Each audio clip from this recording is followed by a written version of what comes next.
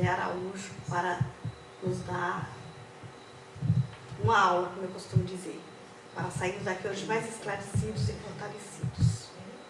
Não vou falar muito, vou pedir primeiro para fazer a prece e depois entrego a palavra para ele, certo? Tiago, você pode começar com a prece inicial, por favor? Boa noite. Elevamos nossos pensamentos ao Mestre Jesus e agradecer por essa oportunidade e que possamos sair daqui mais evoluídos do que quando entramos. Boa noite. Boa noite. Eu não escutei não, vocês estão dormindo. Boa noite. Boa noite. Então, esse tema, cuidar do corpo e do espírito, lógico que é um tema que vem do Evangelho segundo o Espiritismo, né? Mas, alusivamente ao espírito protetor que é Georges, Paris, 1863. Ele trouxe essa mensagem ali, porque naquela época, esse tema, cuidar do corpo e do espírito, está no capítulo 5 do Evangelho segundo o Espiritismo, porque no século XIX as pessoas tinham uma ritualística de se macerar, quando tinha um pecado, entre aspas, tinha uma culpa, sentia muita culpa, não existia terapia naquela época, não existia nada, então eles se maceravam. E nessa oportunidade que Allan Kardec estava compilando, né, as obras fundamentais, eu costumo dizer que obras básicas é Chico Xavier, Divaldo Franco, né? Obras fundamentais são o Livro dos Espíritos e as obras fundamentais que existem, que chamam de obras básicas, né? Mas básico não, é muito mais do que básico, é fundamental. E aí, naquela feita, o espírito de George, um espírito protetor, ele, numa dessas vindas, deixa esse texto maravilhoso, trazendo para aquela época já que nos serve hoje, que ele diz assim nesse trecho, no início, que não é para macerar o corpo, que é para cuidar do corpo, que o corpo é muito importante. Que ele fala, inclusive, que a carne, o espírito, a alma se sente prisioneira na carne. Para ter essa ilusão da liberdade, é necessário que nós cuidemos do corpo. E o corpo tem que estar são para que o espírito possa realmente se manifestar. Bem, dito isso, vou pedir para o Roberto passar ali. Então, e aqui é o que eu falei para vocês, aí eu retirei agora só esse outro trecho que não estava na minha fala, que eu fiquei muito curioso quando ele fala aqui, que influi sobre a alma de maneira importante, pois temos de considerá-la como prisioneira da carne. Mas eu acho muito importante isso aqui, ó, que para que esta prisioneira possa viver e movimentar-se e conceber a ilusão de liberdade, o corpo deve estar são, disposto e vigoroso. E fala do equilíbrio ali entre as suas aptidões, quer dizer que nós nascemos com aptidões. Nós nascemos com aptidões inatas, todos nós. E se o corpo não estiver bem, não vai bem. Eu estava a trabalho na cidade de Londres, na Inglaterra, quando eu estava fazendo um trabalho e comecei a fazer umas anotações. As anotações eu não tinha nem, porque eu tenho alguns livros psicografados, tenho livros da minha própria autoria, mas eu não tinha esse projeto chamado Você a Cura, que é um projeto que não é espírita, não é protestante, não é evangélico, não é de lugar nenhum, é para o ser humano. E eu não tinha nenhuma pretensão de fazer um projeto, porque eu já tenho muita sala para me coçar, né? Eu tenho o trabalho, né, que é um profissional que me tira muito tempo, tenho o CEIU, que é o Recanto do Saber Blumenau, né? E temos o CEAM, que é Recanto do Saber também na cidade de São João Batista, a 70 quilômetros de Blumenau. E a gente já tem muita coisa na vida, né? Não dá nem conta, né? Fora um monte de outras coisas. E aí foi quando eles disseram, olha, a gente quer fazer um pedido a você. Como você tem coragem e você não tem... seria até, minha esposa não gosta que eu fale essa palavra, mas é uma palavra que todo mundo fala, né? Eu não tenho rabo preso com ninguém, né? A cola presa, como eles falam lá.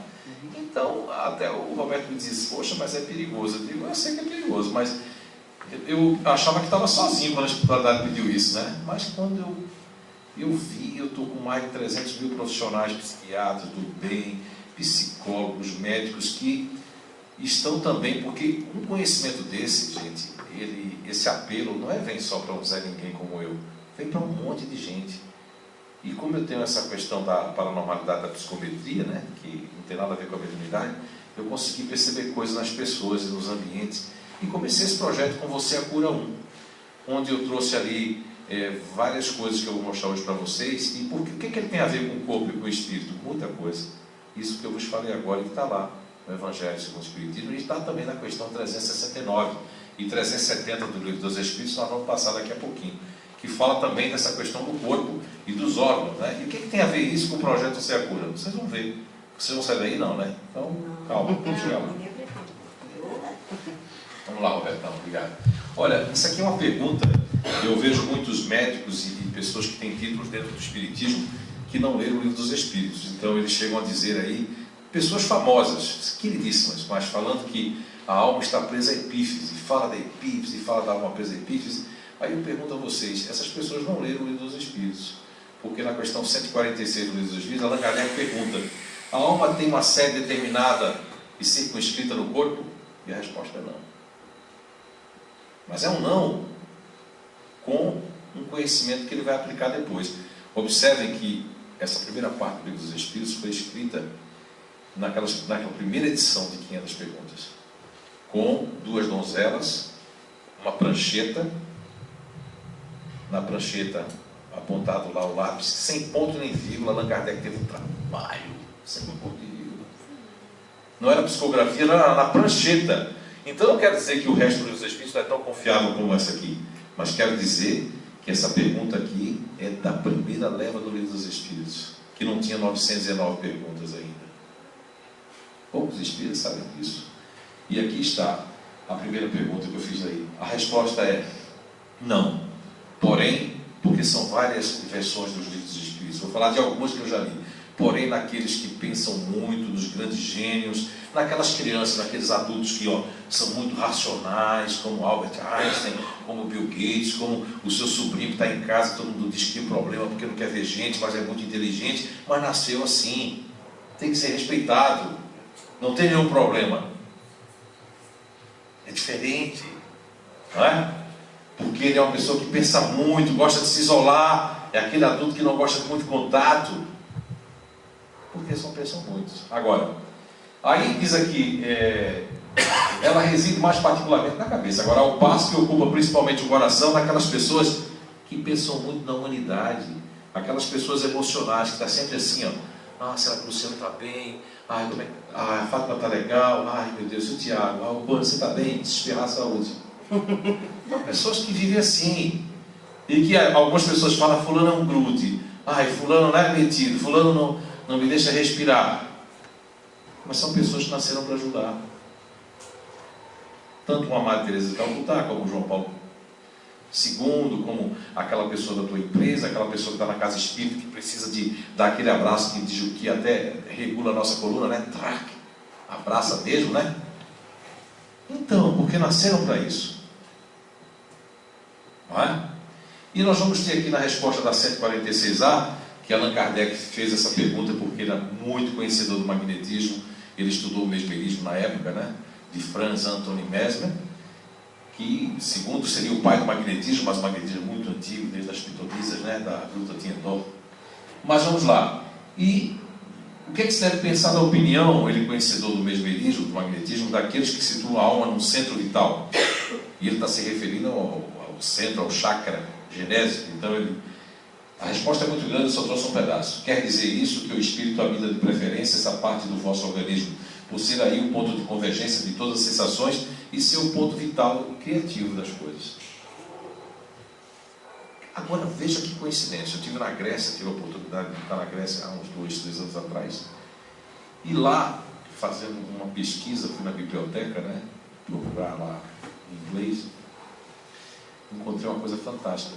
Eu não sabia que o Darwin, que foi o que fez o estudo das espécies ali, né, o Darwin tinha copiado uma coisa de Aristóteles. Aristóteles agrupava as coisas. Aristóteles falou que existiam grupos e subgrupos da natureza, sem padronizar. E aí eu encontrei que Sócrates já falava 400 anos antes de Cristo do homem cabeça, homem peito e homem ventre. Olha que correlação com a questão 143. Cabeça, coração, não é? E ventre. Platão, que era discípulo de Sócrates, já tinha condições, estudou.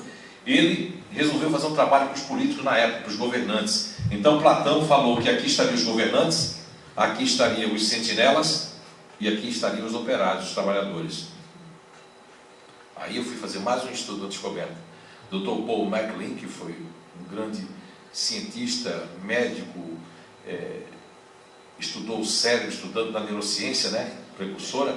Ele tem uma teoria que está na internet, que o pessoal até deturpa, que é o cérebro trino ou triuno. Aqui estão. Seria o campo que ele falou mais antigo de todos, é o reptiliano, que está ligado à primeira camada do cérebro aqui. A segunda camada ele chamou de mamífera, que é aquela de ligação, que as pessoas têm ligação, ó, coincidência. E a terceira camada, que nosso cérebro já mudou muito, é o neocórtex cerebral. Olha que coisa, quer dizer, está espalhado, fragmentado no mundo. Mas as pessoas que trabalham aqui nessa parte do ventre, que eu chamo no meu trabalho de campo ativo ou filtro ativo, que é o filtro energético, essas pessoas, elas têm uma formiga mordendo. Então eu vou imitar aqui a Roberta e a Eunice. Se uma coleguinha, alguém disse assim, deixa para depois. Quero terminar tudo já, ontem, agora, me dá uma raiva contida. Não é? Mas aí, quando eu falo que você é a cura, qual é a descoberta que eu fiz? É que essas pessoas que são ativas, elas são pessoas que produzem muito cortisol. E o cortisol é o hormônio da vida e da morte. Como assim? Porque hoje, muitas pessoas aí do meio médico dizem que o cortisol seria o hormônio com a química do estresse. Mas não é. Lógico que os médicos não estão errados, porque eles estão compreendendo isso. Quando eles compreenderam essa ciência nova, essa descoberta de que as pessoas ativas têm aqui as suprarrenais, que produzem muita adrenalina, por isso são pessoas que não conseguem ficar paradas, e gera muito no neurotransmissor que é o neurotransmissor noradrenalina, são pessoas que têm muito cortisol para dar e vender. Se passar uma fase da vida meia ruim, que eles vão sentir muitas dores na junta, nos ossos, enxaqueca, desconforto, porque são pessoas que não podem ficar muito tempo paradas. Mas são pessoas detalhistas, né? Estética. Se vê uma coisa torta, aí vai dizer que tem TOC, transtorno obsessivo compulsivo. Não tem nada. É a natureza da pessoa. Você vê que as pessoas ativas lá em casa têm essa visão. A minha mulher é super ativa, e ela é assim, ó. Ela olha para minha filha e faz, ai, que lenta. Aí minha filha, que é racional, faz assim, ó. Que mãe estressada, vai crescer. Aí você pergunta, quem está certo, quem está errado? Nenhuma das duas está certa nem errada. É uma questão de ponto de vista. A minha filha nasceu usando essa parte da cabeça. E a minha esposa usa essa parte aqui, que é movimento, ação, terminar as coisas que começam. Não é? Enquanto a minha filha ela faz na velocidade dela. Lógico que a minha esposa não vai muito abrir o guarda-roupa da minha filha, porque ela fica mal, né? Porque pela minha esposa seria vermelho com vermelho, peça com peça, né? E você abre o guarda-roupa da minha filha, às vezes pode ser que caia algumas peças em cima de você. Não, está muito melhor. Mas vamos lá, Albertão, vamos, Marta, para vocês verem um pouquinho que todos nós, isso. Aqui é Sócrates, ó, com a famosa frase que muita gente quer dizer que são mais emocionais. E não, o que é bom para o emocional não é bom para o ativo, o que não é bom também para o racional. Não é? Vamos lá então. Bem, aqui é a questão 369, acho que deu um probleminha ali, mas é a questão 369 do Livro dos Espíritos, que é a influência do organismo, né? A influência do organismo. E o exercício das faculdades da alma está subordinado ao desenvolvimento dos órgãos? Olha, essa é a resposta da espiritualidade. Veja que importante. Os órgãos são os instrumentos da manifestação das faculdades da alma. Essa manifestação está subordinada ao desenvolvimento e ao grau de perfeição dos respectivos órgãos, como a excelência de um trabalho, a excelência da ferramenta.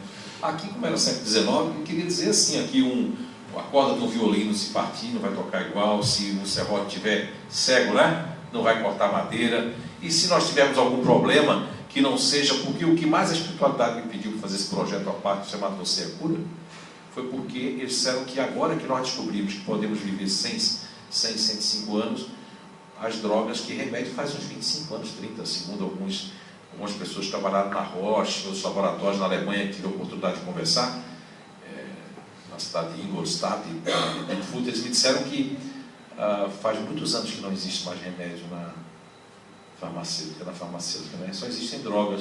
Então, 30 anos, quase 30 anos que a gente está convivendo só com drogas, que deixa você pior do que você já está. Não é? Infelizmente, essa é a verdade. Estou numa casa espírita, estou falando a verdade. Tem muita gente que está presa ao Matrix, ao sistema, está no condicionamento, só ouviu dizer isso, já diz não, não, não. Mas a gente tem que dizer.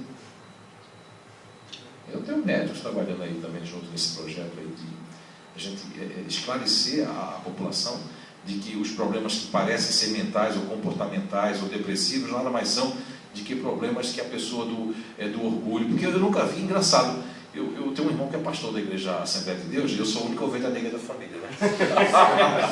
E o resto é católico. Então, mas o que eu admiro nos protestantes ali da Assembleia de Deus? Uma admiração que eu tenho por eles. Embora ele tenha um pouco da fé cega, são um pouco fanáticos, todo mundo é irmão deles, menos a gente que é da família, né? Passa não ser mais irmão.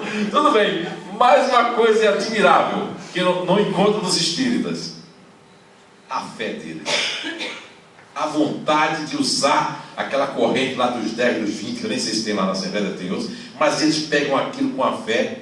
E eles estão de bem com a vida, dizendo, é com Jesus, até enche o saco, porque é tanto Jesus que eu acho que Jesus já faz assim lá. Fecha a minha frequência com os crentes, abre só com os budistas lá, não é? E com os espíritas e o povo lá. Não é por quê? Mas é magnífico, porque eu não vejo os crentes, os protestantes, reclamarem. Você chega assim, e aí, tudo bem? Aleluia, tudo bem com Jesus, né? Aí você chega para o espírita, e aí como vai? No meu karma, né? Pagando os meus débitos. Aquilo que eu vivo é um inferno astral. Quer dizer, parece que os espíritos, em vez de fazer do espiritismo algo positivo, é uma ciência que já nos comprova que nós temos outras vidas, outras oportunidades, que o que estamos passando ontem, se ontem tivemos nos ativos, hoje estamos no emocional, se hoje estamos emocional, amanhã estaremos ativos, depois estaremos racionais, não é? Então, o espiritismo é uma ciência, é uma filosofia, não é uma religião. A religião, no sentido da palavra, no sentido mais arcaico, mais rudimentar, quer dizer o religare. E ninguém faz esse religare, a pessoa fica se ligando com um problema, a pessoa liga a televisão, é só ruim, coisa ruim. Eu não ligo mais a televisão, esse dia eu liguei, o cara morreu de vou desligar, batalha de vou não dá mais. Mas tem gente que tem prazer, tem espírita que assiste assim, tem uma obsessão, ele liga e fica contando as mortes. Não é? Não é verdade? Agora, essa importância que tem a ver com o seu projeto, seu Zé, é que essas drogas dadas para crianças, assim, eu sou muito cético, né? Mesmo com mediunidade consciente, que alguns de vocês já devem ter visto o vídeo meu psicografando ali, horas a fios ali para todo lugar do Brasil e de outros países, né? Sem nem conhecer as pessoas que eu estou psicografando, porque não tem entrevista, não tem nada anotado, então a gente não sabe de ninguém, né?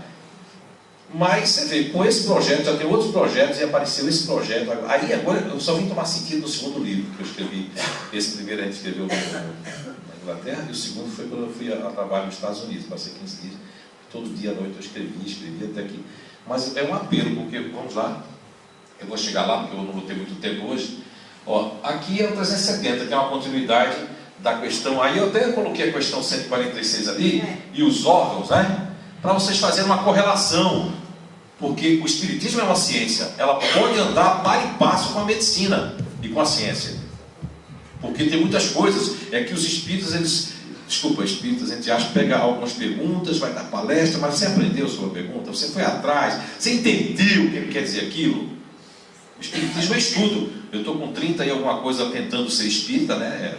Tentando ser espírita, porque numa encarnação não dá para a gente ser espírita completamente. Não dá. Agora, olha aí a pergunta de Allan Kardec. É 370A, que faz mais correlação, veja bem. Assim sendo, as diversidades das aptidões do homem provém unicamente do... Aí está faltando ali uma coisa, está faltando do organismo. Aí, unicamente não é o termo mais exato. As qualidades do espírito podem ser mais ou menos avançadas. São princípio, mas é preciso ter em conta a influência da matéria, que limita mais ou menos o exercício dessas faculdades. Veja bem, aí a gente vai colocar duas coisas. as pessoas que vieram com degenerescências cerebral, ou que vêm com o gene do amor, que é o síndrome de Down, né? Eu nunca vi nenhum Down agressivo, nem dar pancada em ninguém, nunca vi. Eu fiz um trabalho agora recentemente com o pessoal do síndrome de Down para ver se existiam os grupos naturais dentro deles. E tem. Nós temos a Maria, que é filha da Kátia, né? Fundadora do CEIU, que ela é do mesmo grupo da Roberta e da Alice. Então ela é uma Down fazendorinha assim, ó. É agitada. E tem aquele Down igual o Urbano, assim, ó. Vem lá, vai. Comigo. E tem aquele Down que é aquele Down futurista, né? Tipo, cheguei, né? Que é aquele Down mais assim, né? Tiago. Bem mesmo. Se existe com as crianças, com as pessoas de Down, vai existir com todos nós. Não é verdade? Agora, está ali. Essas faculdades para se manifestar tem que encontrar o corpo são. Como é que agora nós vamos acabar com os nossos corpos, com essas drogas todas? E o pior, o pessoal, principalmente de Pernambuco, porque, para quem não sabe, a pessoa pergunta, você é de onde? Eu digo, de Blumenau. Estou há 21 anos lá, né? 25 fora daqui. Mas você nasceu aonde? Eu digo assim, Recife. Sou filho de pais sertanejos, de mãe urbana da cidade, né? Meu pai era um comedor de bode. Não é? Então, olha lá, racional, emocional e ativo. Vamos lá então, Roberto. E aqui esse cientista, eu trago ele no primeiro livro, que é Você é Cura, é o Dr. Paul Pessoa, trago o Dr. Lipton também. São cientistas que comprovaram, muito respeitados no mundo, que ele tem um livro chamado A Biologia da Crença também, o Dr. Paul Pessoa, e eles conseguiram provar que o coração tem neurotransmissor próprio, o endotélio vascular, ou seja, o coração é o único órgão. O coração é o único órgão que pulsa fora do corpo e tem vida, não é? Eu trago alguns casos desse livro que ele trouxe de uma moça que é ali, que toca violino, nunca tomou álcool, nunca bebeu, alguns casos que tem ali. E ela nunca bebeu, quando recebeu o coração desse cidadão que ela nem conheceu, e ele gostava muito de chopp, de cerveja, né? Ela, quando terminava um show, ela se viu por várias vezes assim, ó, e tentou bebendo, porque ela sentia, ela lograva saliva quando via o chopp. Né? Como fazia. Aí, espíritas perturbados vão dizer o quê? Que é o espírito do homem querendo tomar chopp através dela. Mas não é. Porque as pessoas, imagine que esse homem foi uma pessoa emocional, né? As pessoas, opa, oi, agora não sou eu não. Oi. Tem que pegar aí. Oi. Posso falar aqui, né? Porque está gravando, né? Não, pode falar, dá para pegar. Eu falo alto quando é para falar. Então, essa questão do magnetismo está impregnado em todo o nosso corpo. Tá? Está impregnado de energia. Então, o coração das pessoas emocionais vai ficar com uma carga maior de energia, porque as pessoas emocionais, elas sentem mais a si e sentem mais aos outros. Enquanto as pessoas ativas vivem meio fora do corpo, só sentem quando dói, né? As pessoas racionais também, só sentem quando dói. As pessoas emocionais não, elas sentem mais. Eu tenho um irmão mais velho, que ele mora em Recife, é empresário, e eu hoje compreendo muito ele depois que eu fiz essa descoberta. Porque meu irmão, quando ele dava uma furadinha de dedo, ele dizia, tá doendo, ai. Só que ele lembra com 2 anos, lembra que eu belisquei ele quando eu tinha 1 aninho. Aí eu digo, eu não lembro disso. Nunca passou essa dor desse beliscão. Vocês estão ouvindo, é porque não é com você. Quer dizer, ele é uma pessoa muito sentimental, ele é uma pessoa também que tem super inteligente, só que é uma pessoa que guarda mágoa, que é um combustível para ele se ressente com as coisas, né? Mas é o jeito dele. Eu já sou o segundo, sou bem diferente dele. Ele está com 50 e poucos anos, ele se sente com 70. Eu estou me sentindo com 18 hoje em dia, 19 anos. Quer dizer, o meu espírito é jovem, o dele já é velho quando ele era novo. Quando ele tinha 17, ele já era velho, já tinha 70. Porque ele pensava assim. Então, é o espírito que vem com aquela carga do passado também. Não é? Mas estamos com uma nova perspectiva. O Dr. Paul Pessoa, ele fala que as células têm memória.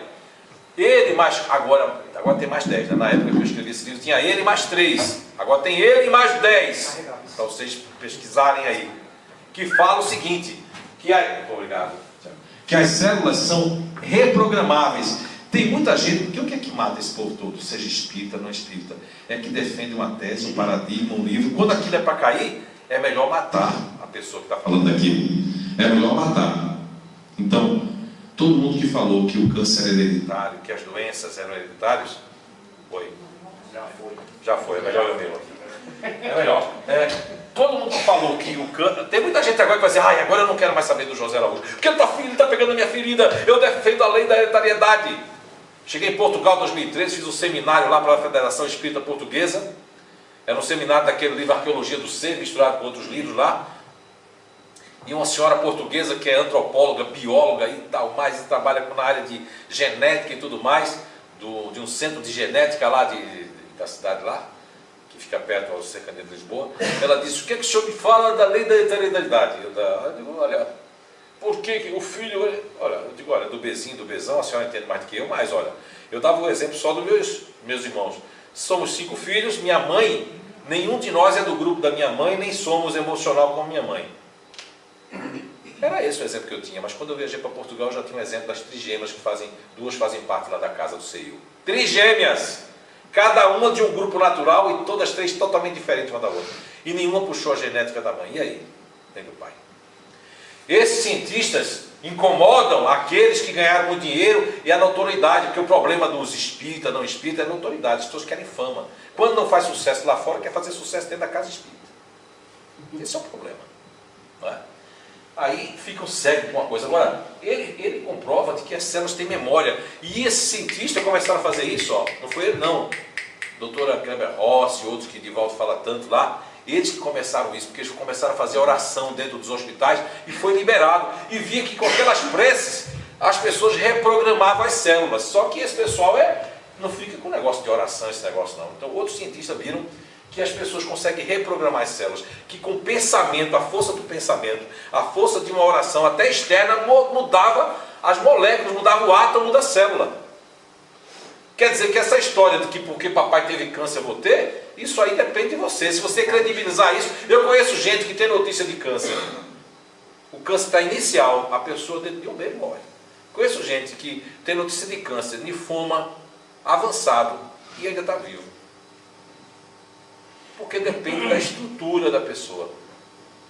Eu não como manga com leite por conta da minha mãe. Todo mundo lá em Blumenau no Sul come manga com leite. Se me der uma manga de noite, eu digo, vou morrer. Porque isso ficou impregnado na minha célula. Era muito medo que minha mãe fazia para nós. Quando mostraram o vídeo para ela, daquela maior torre de Las Vegas, aquela mulher lá do Fantástico pulou, eu pulei lá também assim, ela disse, pronto, meu filho morreu, esse aí é outro. Porque aquilo eu fiz ali para tirar aqueles medos dentro de mim, porque foi criado com medo de tudo. Se comer banana, como um avô nosso morreu com a banana nas tripas, a gente se comer banana à noite, morre. Mas como que eu como banana à vontade, né? Blumenau, nunca morri? O organismo não sabe que hora é. Entende? Tá? Agora, existem programações que são orgânicas. Eu vou pedir para vocês fazerem um exercício agora, para a gente fazer um exercício de programação, que aí essa não sai. Essa não sai. Vamos lá, vou pedir para vocês sentado mesmo. Todo mundo rodar o pé no sentido horário, assim, um círculo, fazer um círculo no sentido horário com o pé. Estão fazendo assim? Estão fazendo? Com a mesma mão aqui, faça um 6 assim. Tente fazer um 6, tente fazer um 6. Não consegue. Por quê? Não consegue. Quem descobriu isso foi um ortopedista, não foi um neurocientista. Porque isso aqui é uma programação. A questão 71, 72, 73, 74, 75, 76, 77 fala sobre o instinto e a inteligência. Onde Allan Kardec fica conturbado, porque é um homem que estudou no Inverno de Pestalozzi, um homem que tinha conhecimento de antropologia, de ciência, de tudo, e quando ele chega ali, pode ver que dá para ver que ele fica estressado, Allan Kardec. E ninguém conhece Kardec. Eu conheci Kardec na Revista Espírita, de 1 a 12. Que eu tenho uma coleção, emprestei uma parte para o CEIU, mas estudei primeiro. Porque quando você estuda para palestra decoreba, você não aprende. Você aprende se você estudar aos poucos, estudando, vai tentando entender. Então eu conheci Allan Kardec. Então o professor Rivail Allan Kardec, quando ele faz essa questão, começa na 71, ela se prolonga, dá para você perceber que ele fica angustiado, porque ele achava que essa inteligência instintiva é uma coisa rudimentar, ignorante, e a espiritualidade chega a Kardec lá num certo momento que diz assim, olha, muitas vezes o instinto sobrepõe a inteligência intelectual. Porque a inteligência, na verdade, ela vem do espírito que pousa aqui, que é do, não é? Que é do fluido cósmico universal. Então aí é o princípio inteligente, mas a vestimenta é terrena. Ok? Então vamos lá. Então assim, a gente consegue reprogramar a nossa célula. Nesse livro ali tem falando sobre isso. E outra coisa, eu não vim vender livro, tá? Compra quem quiser, o livro eu dou mesmo para as pessoas. A casa que trouxe para cá também já doou uma parte para essa casa. É assim, sempre para vocês aprenderem, aprende quem quer. Não é? Porque tem gente que vai para um lugar, mas não vim vender nada. Foi libertar vocês. Se vocês quiserem ser libertados e libertar outras pessoas, então vamos lá. 15 nutricionistas, né? Aluna na área de comportamento, né? Tem um monte. Cada uma dessas tem uma receita para você diferente. E elas estão erradas, nem certo? Não. Cada um tem um organismo diferente, está num conceito diferente ali, e uma crença diferente de credibilidade. Aquela história que você tem que comer 3 horas, aquilo já caiu. Tem gente que ainda usa. Mas se eu não comer, dá um trocinho. Eu tenho um problema, eu sou celíaco, eu tenho um negócio aqui, que eu tenho aquele outro, como é que diz que a pessoa tem que comer, senão dá um negócio, aí eu troço. Olha, a mente é muito forte.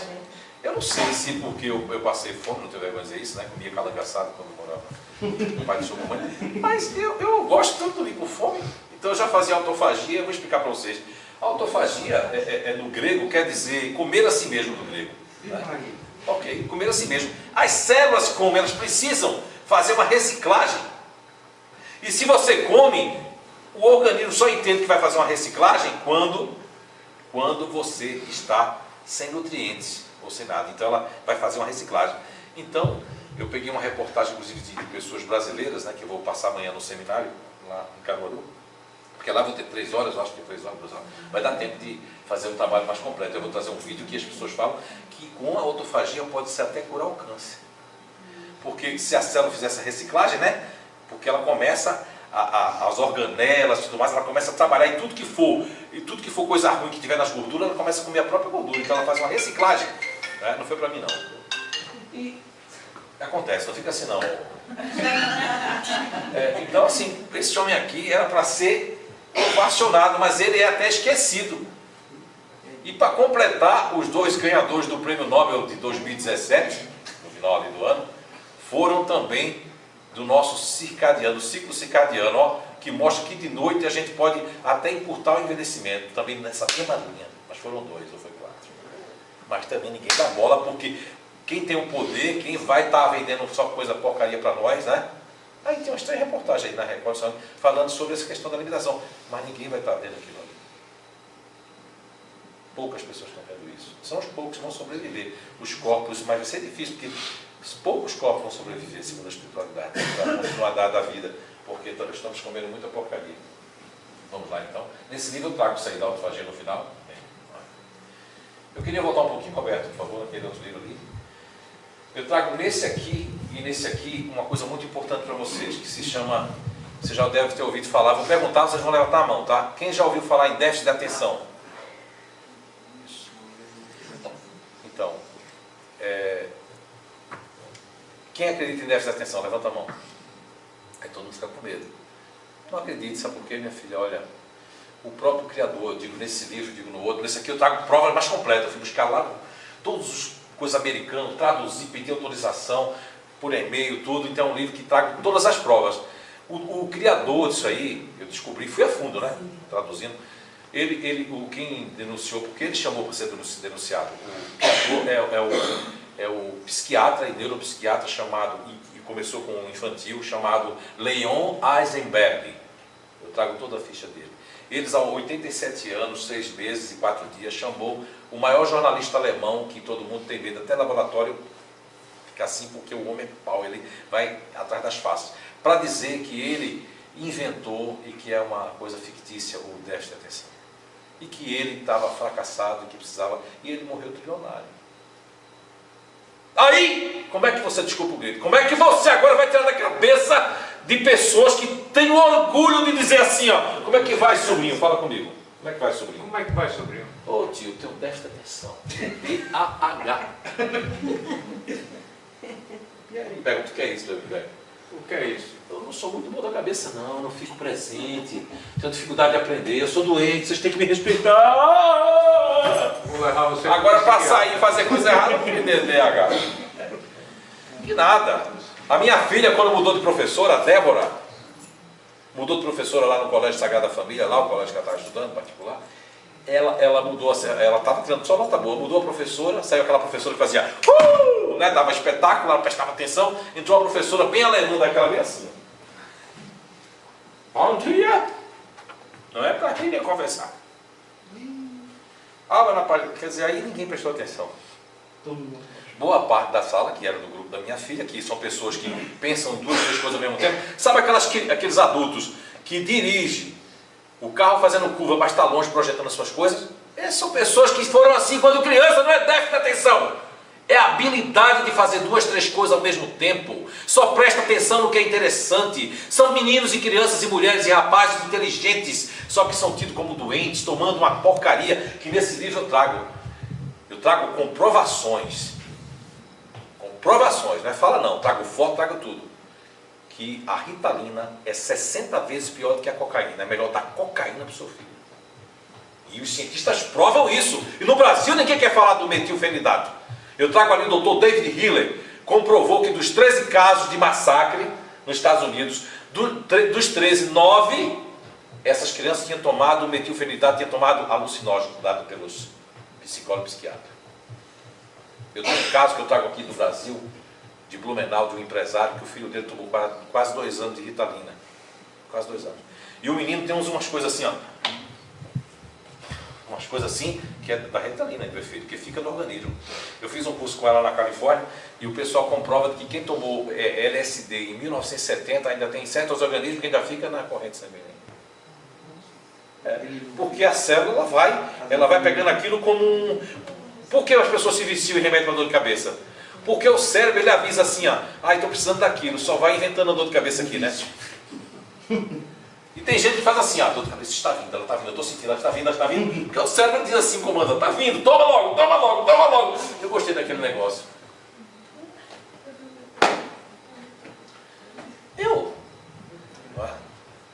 Olha, não é para macerar o corpo, como o Evangelho segundo o Espiritismo, no capítulo 5, mas é para nós termos mais disciplina, mais sacrifício com o nosso corpo.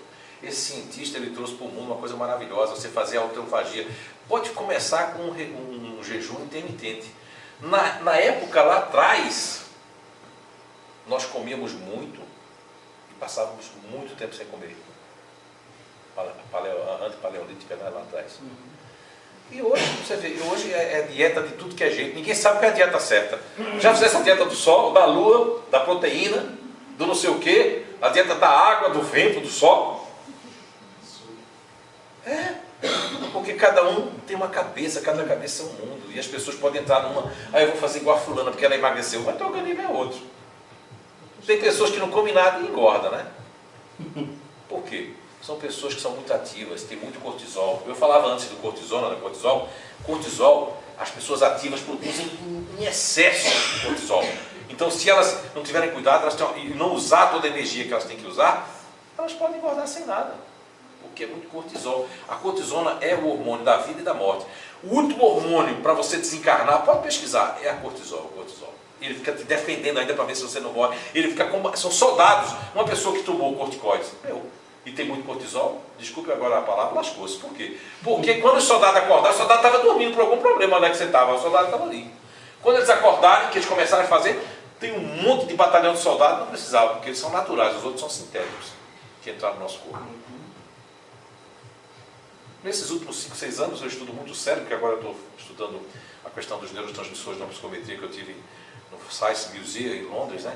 E aí eu entrei no cérebro e vi que cada grupo, cada pessoa está no Você é Cura 1, pelo menos uma tabelinha de cada grupo ali que tem, eu até falava hoje para você, né? Não bateu com você aquilo ali tudo, com o seu grupo natural? Os neurotransmissores, que é o GABA. O GABA é um neurotransmissor, aquelas pessoas assim, ó, eu vou lá, eu vou falar não sei o que, quando ela chegar, aí o GABA é aquilo que inibe. Quando a pessoa chega, amanhã eu falo, depois eu falo. E vai adiando, daqui a pouco não fala não. Agora, se uma pessoa ativa deixa de falar uma coisa com você, vai para casa, fica assim, ó. Ai, porque eu não falo? Fica doido. Vocês estão rindo aí? Mas não é verdade, não? Fica com aquela coisa, aquele bolo, né? Você vê, a minha esposa ela é 110% ansiosa. Eu conheço pessoas, homens também, que são muito ansiosos. Eu nasci com 0% de ansiedade. Aí ela disse que tinha até raiva disso. Porque, mas vê só, mas ela, olha, quem diz que a ansiedade é mal do século é outra mentira. Não importa se o cara é médico, não. Eu fui numa feira lá do AMB para fazer negócio de franchise, e ele tinha, nem Xuxa não tinha aquela franchise linda daquele jeito, daquele grupo. Primeiro disse que era ateu, agora disse que é de Jesus, porque viu que não estava vendendo muito. E ele inventou essa porcaria de que a ansiedade é o mal do século. A ansiedade está na natureza.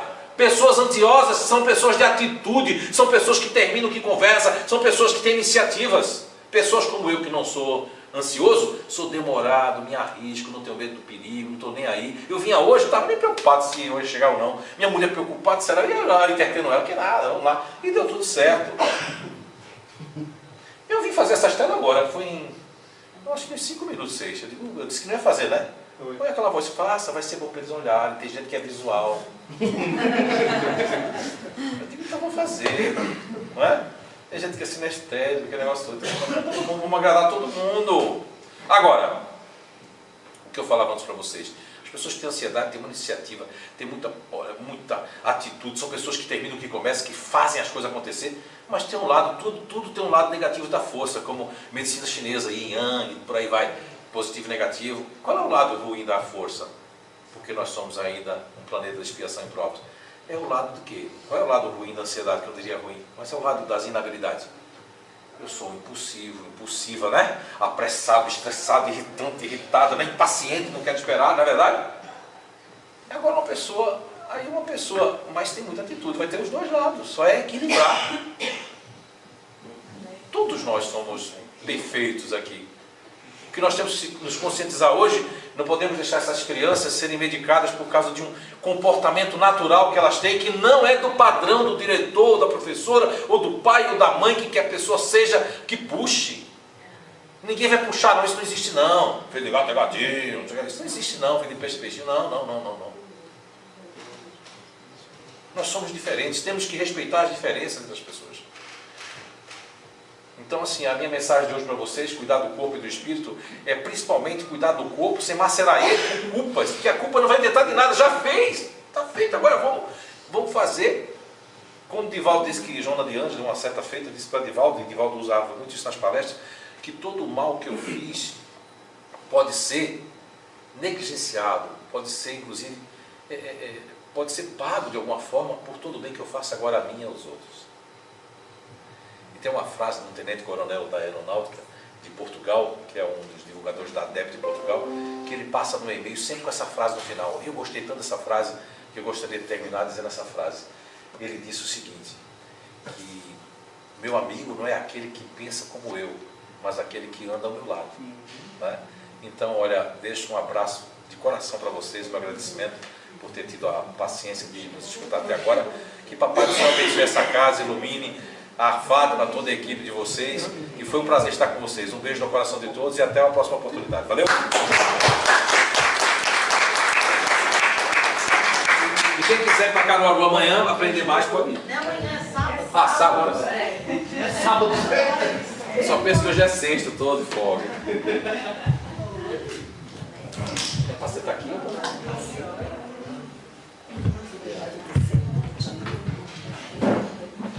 Gente, eu falei que a gente sempre tem uma aula aqui, né? Quem veio hoje foi presenteado com o nosso irmão, tenho certeza. Fiquem, não vão embora, nossos irmãos vão dar assistência, certo? Então, olha, cada um de nós que aqui está é capaz de emanar fluidos de paz, de amor, não é? De socorro e de amparo. Então, que cada um eleve o pensamento, fazendo a doação, para que todos aqui na sala se beneficiem do que a gente possa pensar de melhor para o outro, não é?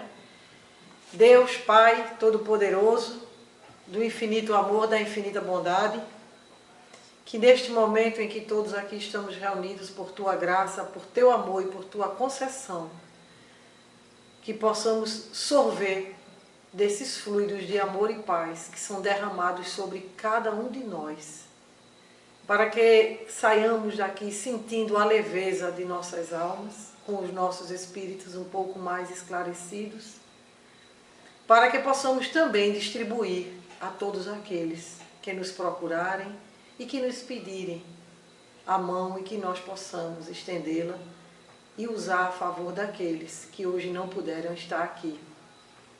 Então que todos se sintam agraciados, se sintam revigorados em seus espíritos.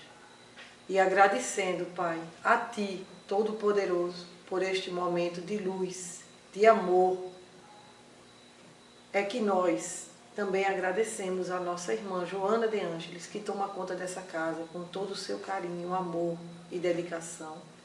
A permissão, Deus, para neste momento encerrarmos a palestra da noite de hoje, sabendo que todos aqui ficarão com a Tua santa e divina paz. Que assim seja. E com a permissão de Deus Pai, da mentora da casa, Joana de Ângeles, damos por encerrado a reunião dessa noite.